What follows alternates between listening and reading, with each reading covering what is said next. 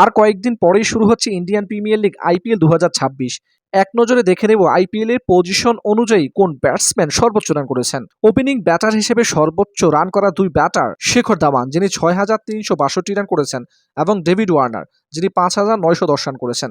3 নম্বর পজিশনে সর্বোচ্চ রান করেছেন সুরেশ রায়না, যিনি করেছেন 4,934। 4 নম্বর পজিশনে সর্বোচ্চ রান করেছেন রোহিত শর্মা, যিনি 2,392 রান করেছেন। 5 নম্বর পজিশনে সর্বোচ্চ রান করেছেন MS ধোনি, যিনি করেছেন 1,955 রান।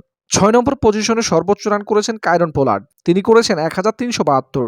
7 নম্বর পজিশনে সর্বোচ্চ রান করেছিলেন আকসার প্যাটেল, যিনি 862 রান করেছেন।